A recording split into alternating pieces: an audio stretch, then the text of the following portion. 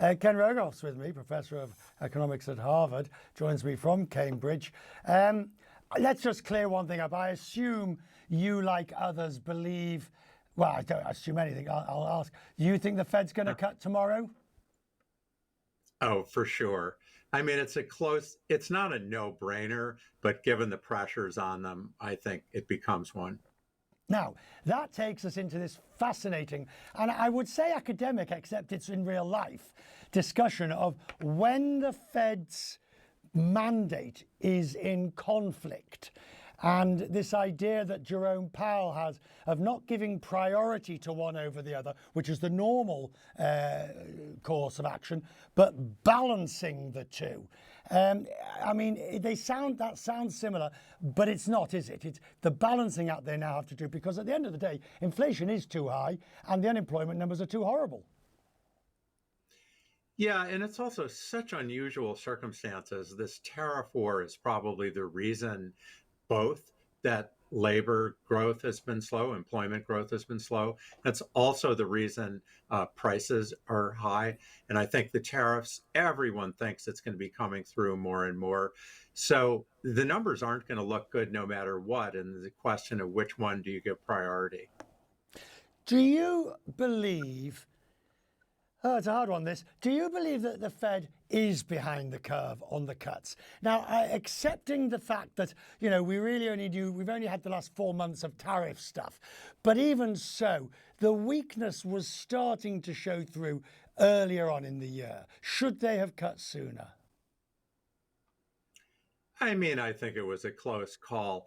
There were these big revisions in the employment numbers, way down.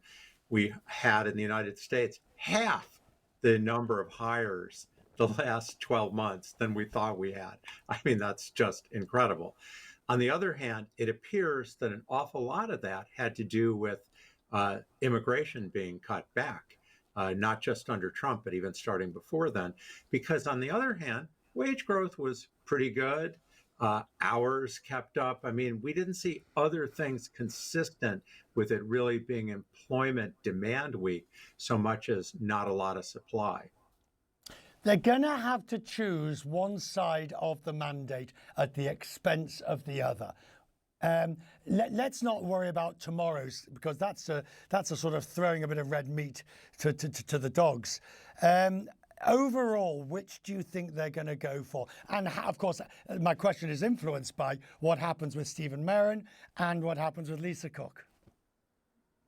Well, I think the market is betting that Trump, one way or the other, is going to gain leverage and force them to cut rates. So if you're asking me what's going to happen, I think the market's betting on that eventually, if not this tomorrow, soon he's going to gain control and aggressively move to cut rates. Now, I don't think it'll show up in inflation right away, but if it's too aggressive, it certainly will eventually.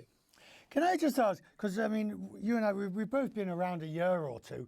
Can you recall? I can't recall. I can recall presidents jawboning the Fed and being bad-tempered about it. But I can't recall anything like this, where, that famous rubric of the Fed's independent, and I'll leave my comments at that.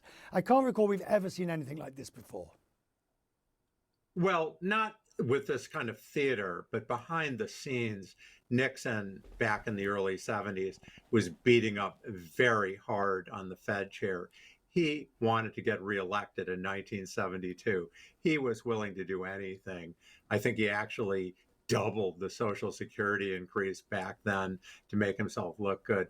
I mean, there's definitely parallels, but he was doing everything behind the scenes, whereas Trump is, on TV. I'm grateful, Ken. It's always good to see you. Thank you, sir. You're looking well and better every day. Thank you, sir.